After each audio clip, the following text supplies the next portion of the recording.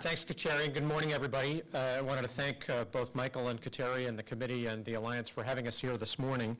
I just wanted to say a few things about what Michael mentioned in his introduction of me, the Rebuilding America initiative that we've launched at the Energy Future Coalition, and talk to you about what that actually is, why we're doing it, how we're going to do it, who we're going to do it with, and when we're going to do it.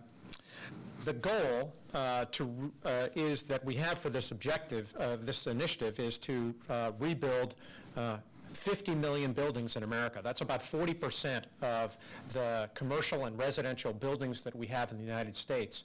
And we frankly took this idea from the city of Chicago, which developed a climate change plan. In Chicago, about 72% of their emissions come from the electricity use that goes on in the buildings in Chicago. And so Chicago said, we need to renovate 40% of our residential and commercial buildings and do so by 2020.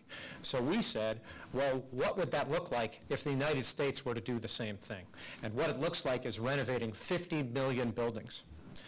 Now that sounds like an ambitious task, but we know that the reason that we want to take this is that the city of Chicago is not unique. If you look at corporate sustainability efforts across the country and indeed across the globe, the first thing that almost every company does is to look at its own energy use and its own buildings and to figure out how to take that on.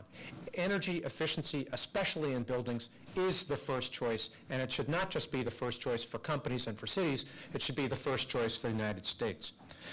So how are we going to do this? Well, one of the most exciting things that we're seeing going on in this country is terrific models that are emerging at state and local government levels in particular, and in the corporate sector. How we can generate lots of renovation in buildings and do so in a way that delivers on what Congressman Israel said, that return on investment. To do it in a way that's going to make sense economically, not just for the individual homeowner, but also for the individual building owner. So we've got to take those models that are occurring at the state and local level today and in the private sector, and we've got to scale them up on a big way. And of course, that turns to the question of how we're going to do it, and policy is going to be key. As Congressman Israel said, and others, the stimulus package is an excellent first investment, very significant investments in energy efficiency in buildings. That's excellent. But we're going to come to a time in about 18 or 24 months where that investment may go away, and we need to have something else in place. And we're going to need to have a vibrant market that's going to move forward on renovating buildings across this country. And it isn't going to be a single answer. There's not going to be one approach, but there are already many out there today, and we need to scale them up and make them big and large. It's also not going to happen just because government says something. We need lots of people from the business community because the business community is generating many of these good models. Electric utility companies have figured out how they can offer to their customers rebates that will get them to renovate their homes and office buildings.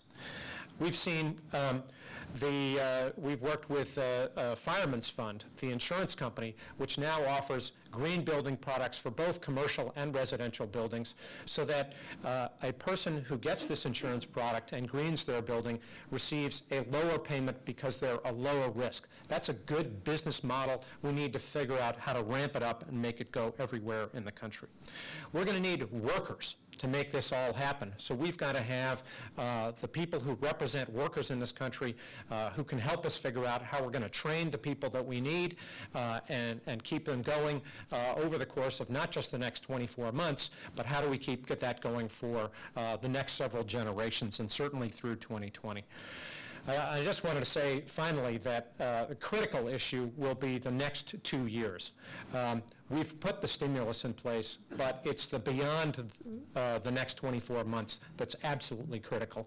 And the climate and energy bill that Congress is considering just this week is critical to that, but there's going to be more that we're going to need to do at the national level to really scale up and to get the sort of renovations that we want to do on a large scale and achieve all the consumer savings that we know are out there for individual homeowners and for building owners all across the country.